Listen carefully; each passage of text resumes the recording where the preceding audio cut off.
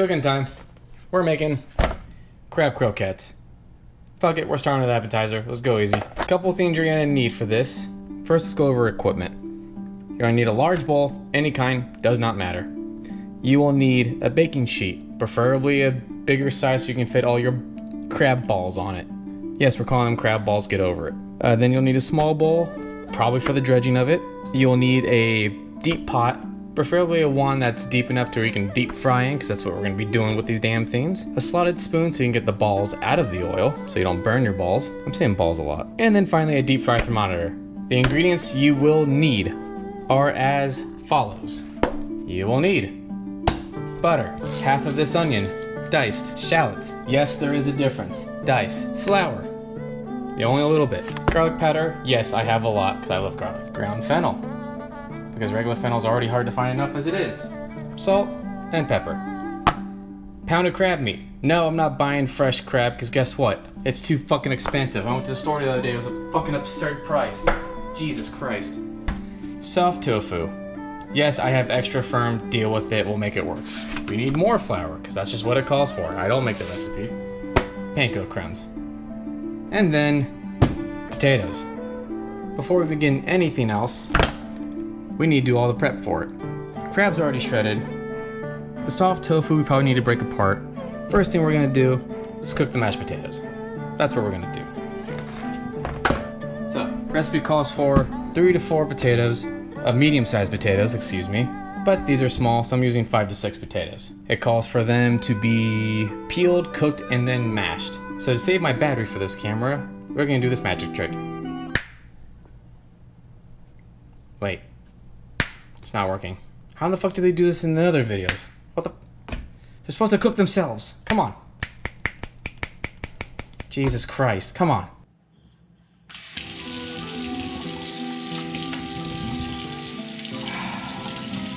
Can't believe I have to do it myself. God damn it.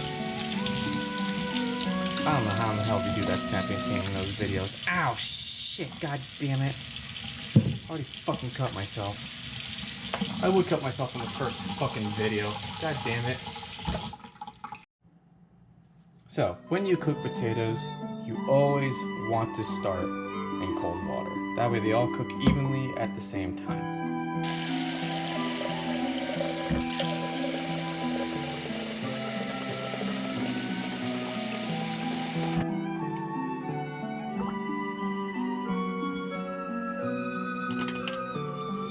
And we're turning that bitch on medium low. While we're waiting for the potatoes to cook, let's get our prep done, shall we? Cool. First things first, calls for a half onion. You'll need a knife. Any chef knife will do. Whatever you're comfortable with, does not matter. First things first, I'm gonna teach you a very easy way to get a half an onion done. Cut the tips off, deshell the rest of this. Make sure you keep your cutting board clean. Easiest way to deshell this, once you get the main layer off, go ahead and cut that in half. Doesn't matter if you need a whole onion or not. Cut it in half anyway. And just get rid of that first peel. Oh, I'm not on camera here. Just get rid of that first. You don't need it. You don't need it. I'm actually gonna do the bigger side for what we need because I like onion. It says diced. Now you can go to town and just chop this all to live in hell. I'm gonna show you how we do it here. Easy way to get diced is how you cut this first. So when you take this, you're gonna wanna slice it lengthwise about a couple different sides. Like you're gonna start from here, and then a top layer here. Usually you wanna have the root side on the bottom, so I'm gonna go ahead and turn this around. I'm gonna go ahead and make those few of them. Now, if you wanna fine dice, you're gonna do more layers at this part. If you're just looking for a dice or a chop like I'm doing right now, you only need about 3 or 4. That's all you need. Once you do that, then you're gonna do a cross cut, so that when we go to slice, it'll already be diced. So we're gonna go boom, boom, boom, boom, boom, and boom. Now do a side dice, now that we have our crisp cut already there. Fuck me, I'm crying, I can't see. Just start slicing.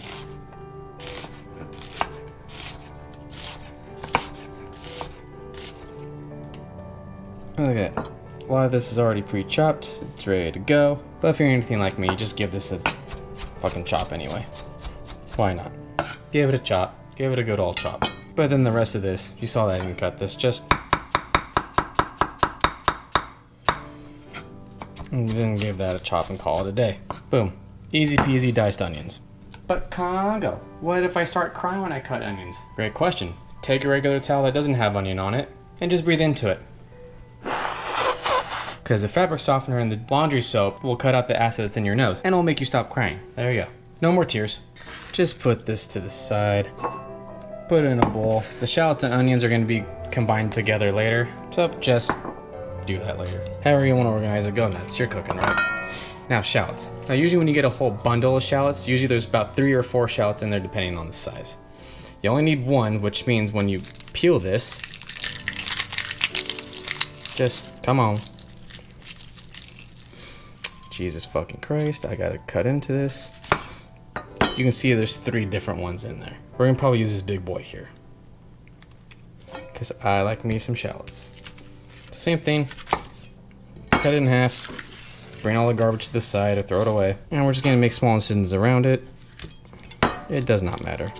And then bingo bongo. Peel this to the side. Save these for later. Throw your trash away. Now shallot is much smaller than an onion for obvious reasons. I'm gonna cut this dead side off real quick. We don't need that. Simple way to cut a whole shallot, just cut it in half and just thinly slice it. Because shallots don't have a big texture like onion does. And this just says diced too. I'm gonna do it the way I want to.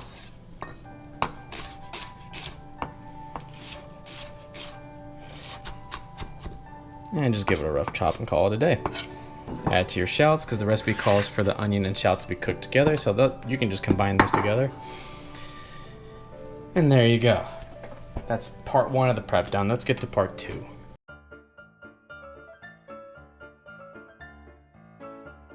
Okay, so what you missed when my camera died is I got everything prepped ready to go. I have the 6 ounces of tofu and the pound of crab meat in here. I have my mashed potatoes ready to go. I have the shallots and onions ready, as well as some of the flour, salt, pepper, garlic powder, as well as, what's the last one? The fennel. So, I'm trying to speed this up because apparently my camera is not meant for this. So, I'm going to try to do this as fast as possible. So, here we go. First things first, these are going to be cooked together, and once that's all cooked together, that'll all come together. Then this will go into that afterwards, so we'll get there.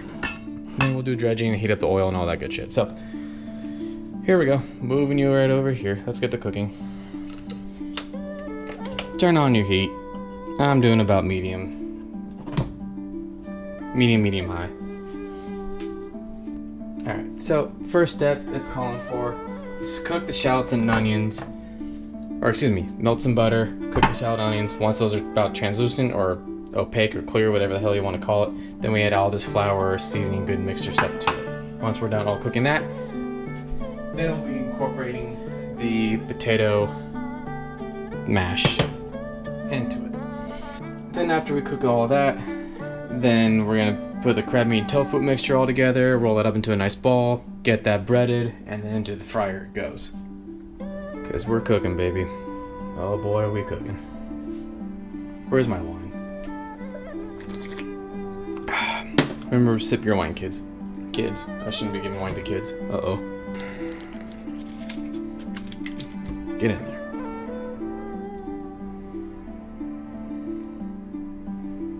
It calls for 3 tablespoons of butter. These are nice and healthy croquettes. Am I right, boys? Melt faster, please.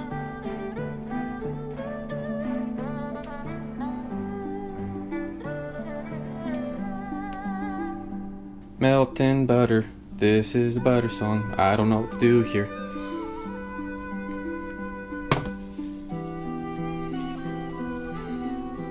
Be careful not to overheat this, as the butter will brown and then you have brown butter, which is not that great for cooking. There's some practices for cooking with it, but not 100%. Always test to see if it's hot. Grab whatever you're cooking first, whether it's the shallot or the onion. In this case, the onion. Just put it against it. If you hear sizzling, you're good to go.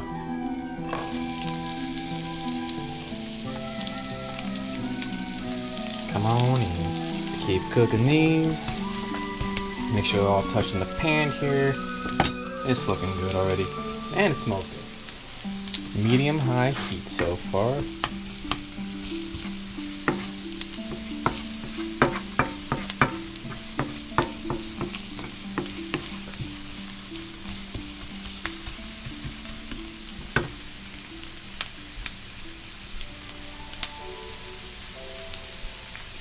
Give me a sip of that Chardonnay.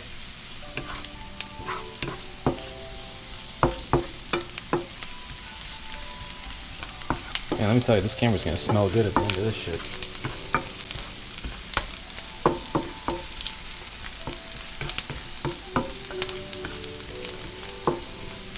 So we're just at the point where it's starting to brown instead of translucent. Usually means your pan is a little hot, but you know what? I like a little sear on there. That's just me. Remember, rule 3: gotta have fun with it. Cook how you want. Alright, at this point, I think I'm ready to add this seasoning mixture here, which is the flour, garlic powder, fennel, salt, and pepper. Now, when it comes to measuring salt and pepper, do it to your heart's content. Never, unless you're baking, never follow the recipe for it. Salt and pepper is always to the love. You measure that shit with your heart. Same thing with garlic.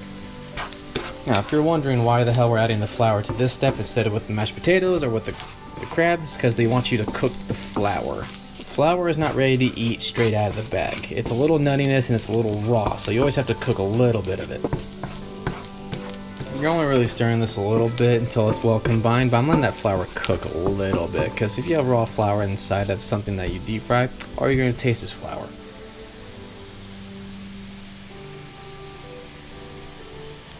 This is done. Next step. Next step calls for the mashed potatoes that you did. That wonderful, wonderful seasoning we just did with the onions and all that good stuff is being right added to it.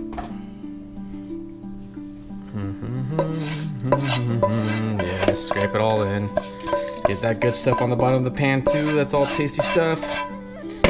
By the way, all the good stuff that kind of sticks to the bottom here, professional term, it's called fond. You know why it's called fond? Because we're fond of it. Not making that up, by the way.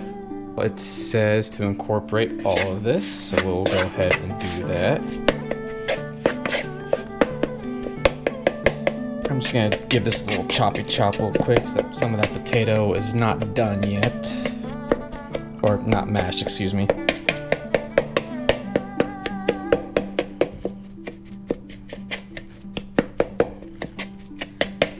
Next step is, once all of that's combined and all that stuff, we are going to add the crab and tofu, which I've done ahead of time, to all of this until it's well combined. Hence making this the mixture for the croquettes. I'm just gonna use by hand.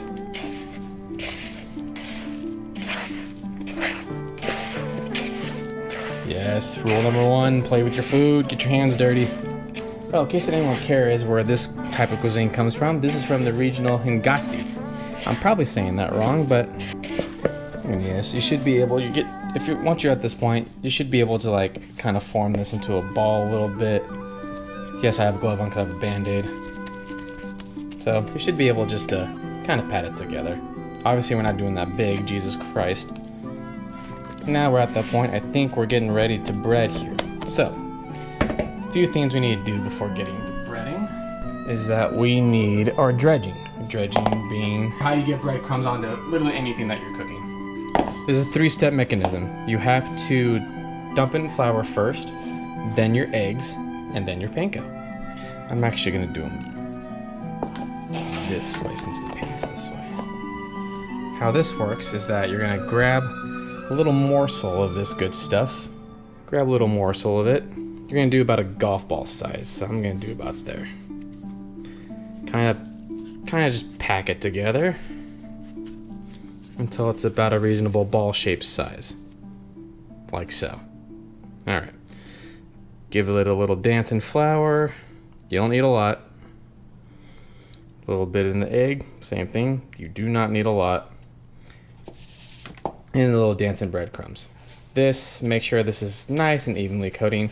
This you can go nuts on. And there you go. that was successful one. That deserves a sip of wine. Rule number 2. And we're just gonna keep going with this until we have just about the majority of this done. Because goddamn is there a lot of mix here. So if you're going to do appetizers, you got a small party or you're taking appetizers to somewhere, you're going somewhere, this is a good recipe to do because it does make a lot of these.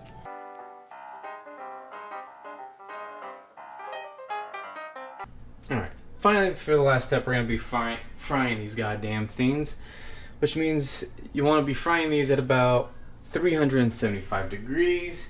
Unfortunately, I don't have a deep fryer thermometer, so I can't really tell you exactly what this is. Just because of the temperature, it just freaks out. Yep, it just freaks out. Okay. I'm only gonna be frying 2 at a time, and I'm just gonna drop these in. Actually, I'll drop the 3rd one.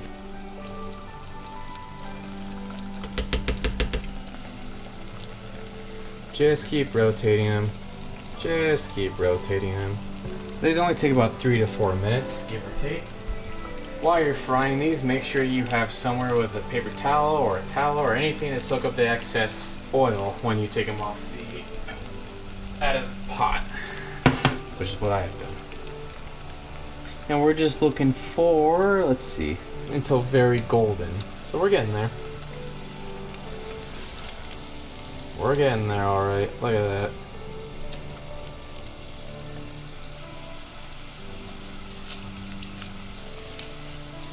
If you have a deep fryer at home, for the love of God, use the deep fryer. Don't do what I'm doing.